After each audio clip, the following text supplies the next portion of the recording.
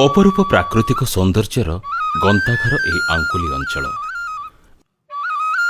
ଗଞ୍ଜାମ ଜିଲ୍ଲା ପାତ୍ରପୁର ବ୍ଲକର ଶେଷ ସୀମାନ୍ତରେ ଅବସ୍ଥିତ ଏହି ଅଞ୍ଚଳ ଦୁର୍ଗମ ଘାଟି, ପାହାଡ଼ ଓ ଜଙ୍ଗଲରେ ପରିପୂର୍ଣ୍ଣ।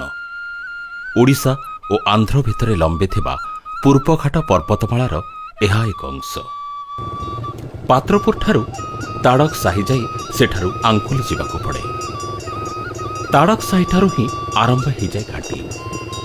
ସାମ୍ନାରେ ଉଚ୍ଚା ଉଚ୍ଚା ପାହାଡ଼, ଢେଉ ଢେଉକା ପାହାଡ଼, ଥାକ ଥାକ ପାହାଡ଼, ଆକାଶକୁ ମୁଣ୍ଡ ଟେକି ଠିଆ ହୋଇଥିବା ପାହାଡ଼ ସବୁ।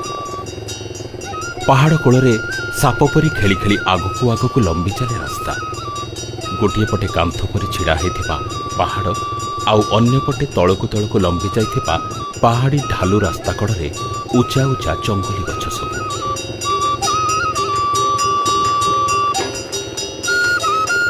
ଅଙ୍କା ଫଙ୍କା ରାସ୍ତାରେ ମଟର ଯାନରେ ଗଲାବେଳେ ଲାଗେ ଯେମିତି ଦୃଶ୍ୟ ସବୁ ଲୁଚକାଳି ଖେଳୁଛନ୍ତି, ବିପରୀତ ଦିଗରେ ଧାଇଁ ଧାଇଁ ଲୁଚି ଯାଉଛନ୍ତି।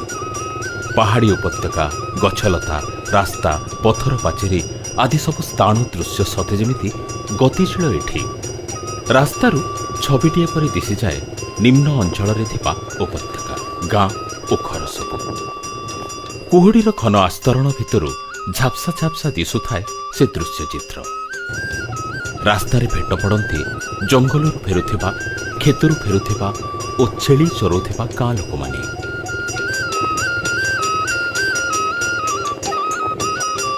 ଦୂର କ୍ଷେତରେ କାମ କରୁଥାନ୍ତି ଚାଷୀମାନେ। ମାଣ୍ଡିଆ କ୍ଷେତରେ କେହି କେହି ମାଣ୍ଡିଆ କାଟିବାରେ ଲାଗିଥାନ୍ତି। କ୍ଷେତ କୁଡ଼ିଆରୁ ଶୁଭୁଥାଏ କାହାର ଡାକ। ରାସ୍ତା ସେମିତି ଆଗକୁ ଆଗକୁ ଲମ୍ବିଥାଏ। ଲଟା ଗହଳରୁ ଦିଶିଯାଏ ଅଳ୍ପ ଦୂରରେ ଥିବା ସୌରା ଗାଁଗୁଡ଼ିକର ଚଳଚଞ୍ଚଳ ଦୃଶ୍ୟ ସବୁ। ଗାଁଗୁଡ଼ିକ ଭିତର ଦେଇ ଗଲାବେଳେ ଆଖିରେ ପଡ଼େ ସ୍ଥାନୀୟ ସୌରା ଆଦିବାସୀମାନଙ୍କ ଜୀବନ ଓ ଚଳଣିର ବାସ୍ତବ ଚିତ୍ର।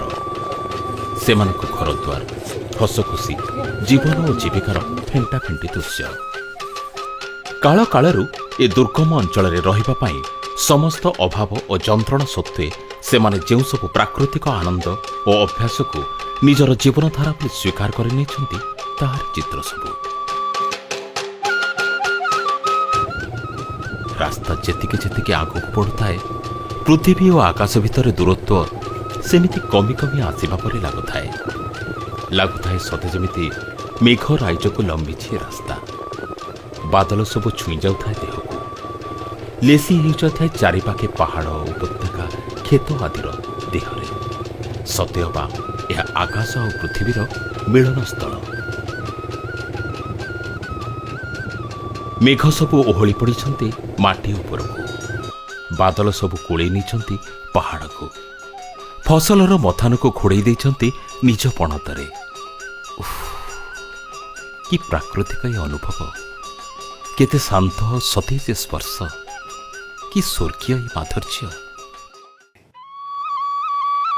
এই ନିର୍ଜନତା ଭିତରେ ଏଠି ବସି ଚାରିପାଖେ ସୌନ୍ଦର୍ଯ୍ୟକୁ ଆତ୍ମସ୍ଥ କରିବାକୁ ଇଚ୍ଛା ହୁଏ। ଆଖି ପହଁରିଯାଏ ସେହିସବୁ ଦୃଶ୍ୟଗୁଡ଼ିକ ଆଡ଼େ। ସେ ପାହାଡ଼, ଉପତ୍ୟକା, ଜଙ୍ଗଲ, ମାଟି, ମେଘ, ମଣିଷଙ୍କ ଆଡ଼େ, ଯାହା ଭରିଦିଏ ଏକ ଅନନ୍ୟ ଅନୁଭବ। ହୃଦୟରେ ରୁନ୍ଧି ହୋଇ ରହିଥିବା ଅନେକ ଅଣନିଶ୍ୱାସୀ ଯନ୍ତ୍ରଣା ଆପେ ଆପେ ମିଳେଇ ଯାଇଥାଏ କୁଆଡ଼େ। ଫୁଟି ଉଠୁଥାଏ ନିର୍ମଳ ସତେଜତା। ଆଙ୍କୁଲି ପର୍ବତମାଳାରେ ଧୀରେ ଧୀରେ ଲୁଚି ଯାଇଥାନ୍ତି ସୂର୍ଯ୍ୟ। ଆକାଶର କାନଭାସରେ ଆଙ୍କି ହୋଇଯାଇଥାଏ ଅନେକ ରଙ୍ଗର ଚିତ୍ର, ଯେଉଁ ଚିତ୍ର ଭିତରେ ଦିଶୁଥାଏ ପ୍ରକୃତି ଓ ଜୀବନର ଅତୁଟ ବନ୍ଧନ।